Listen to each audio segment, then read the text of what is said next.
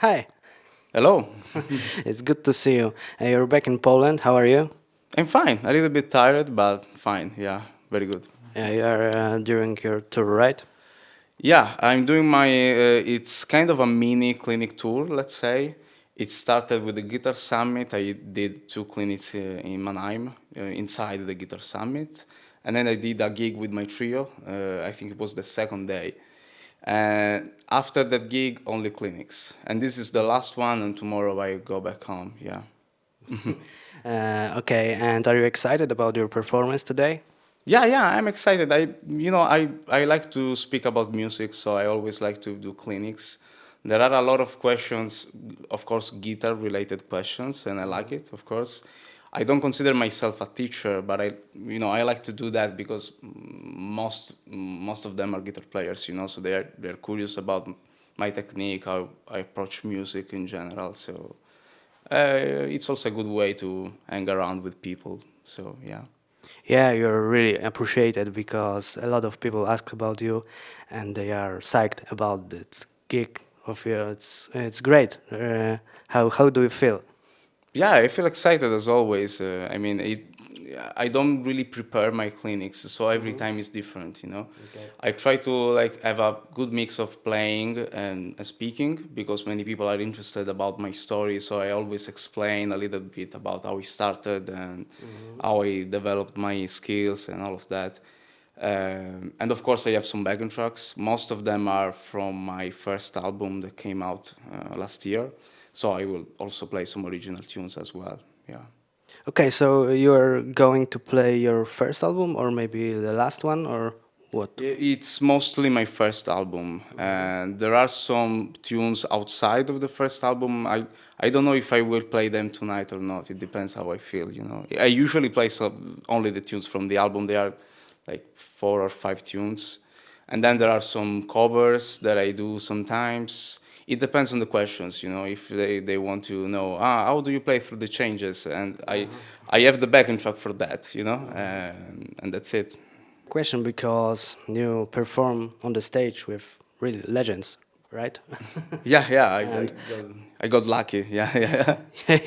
yes, and tell us more about because it doesn't happen randomly. It's because you're awesome player, guitar player. It's tell us. Yeah. I maybe tell you about some of the stuff that happened this year, and the first is for sure the Steve Vai Academy, and it happened January 2024. I think it was from 2 to 5th January, and at the final day, I think it was the 5th.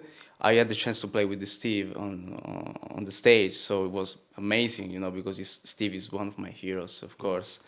And I had the chance to play also with Jordan Rades, the keyboard player from Dream Theater, and he was Okay. on the same academy. So I got the chance to play with so many good players. I mean, Matteo Sasato, Daniel Gottardo, also he's also from Italy.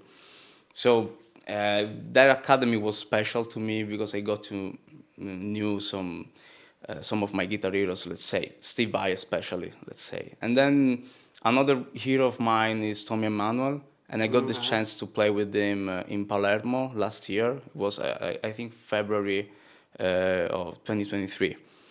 So he's another one to add on my collection, let's say.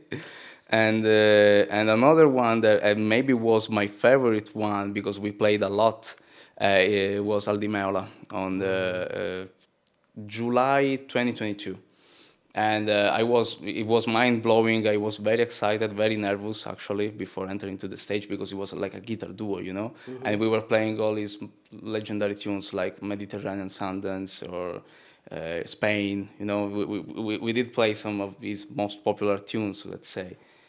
So Aldi Meola is for sure special. Yeah. It's incredible what you're saying about it already. Really, it's really impressive.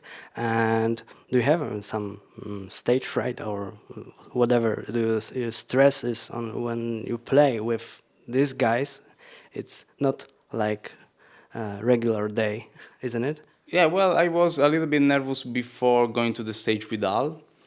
But that was because it was a guitar duo, so you kind of you are more nude, let's say, just two guitars, nobody comping you, so you have to keep track of what's going on. You have to really have good ears to play in duo with Al because it really plays a lot with the rhythm syncopation. So the rhythm is not really steady sometimes. It is very precise, but at the same time he likes to play with the rhythm. So it was a little bit a challenge because of that. But at the end of the day, I really had fun with Al. It was really joyful for me. And about stage fright, you get used to it, I think. At the start, maybe when I was not playing a lot, you get some of the stage fright sometimes, especially if it is an important gig. You get nervous before entering to the stage, but actually when you go to the stage, it's not that bad, especially if you are with a trio. I don't like to play alone, for example. I always like to play in a trio setting, and that's why I have backing tracks for clinics. I always like to play with a rhythm section, even if it's a fake one. Even if it are backing tracks. Yeah. Yeah, I got it. But your technique is really unique. It's not simple. It's maybe tell us more about this because you play with your fingers, not pick, Yeah. and it's how it's about it. Tell us. Well, it's a combination of bass technique and classical guitar technique. I started like that when I was around like 10 years old or something. Um, it was very similar, it is very similar to the bass technique. So I use these two fingers, sometimes these three, it depends on the line. And I also use my thumb for some arpeggio lines that I use. So it really depends on what I have to play, but I've always started with fingers, and people get confused because I actually started with the electric with fingers, Yeah. not with the classical one. I started studying classical guitar when I was about 14 years old in high school, but simply because I was forced to do this. I didn't really like to play classical guitar. I was pretty much a rock and roll guy. But actually, classical guitar helped me a lot. Helped me a lot achieve the technique I have now. So it's for sure useful to study some classical guitar. Yeah. Okay. So who is the biggest or the most important inspiration? Well, I should say my father because he's also a guitar player and he was kind of my first teacher. So I think he's the biggest influence. Also because he's a very exceptional player. He's one of the few players I know that it's really, really versatile. He can jump from blues, rock to jazz to pop stuff. He's also a producer, so he has the kind of pop mindset and he kind of knows what is the right guitar for the song or the right sound for the song. He has that kind of mindset. And I like to play with him a lot. A big part of my development was just playing with him some tunes and being able to, comp him and solo with him. And it was very good because I had the chance to play with a professional player since the start.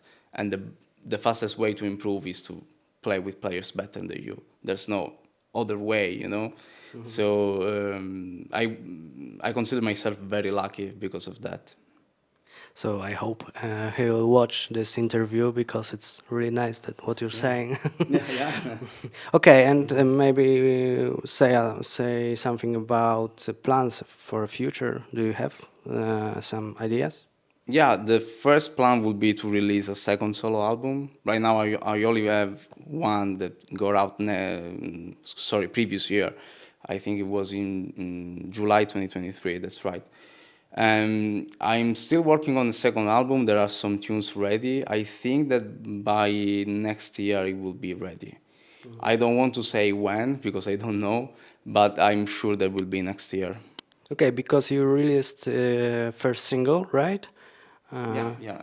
I have one album with 9 songs, and that's pretty much what I do when I got out with the trio in this period. Yeah. okay. So good luck for the future, and it was honor to talk with you. Thank you very much. Thank you. Thank you so much.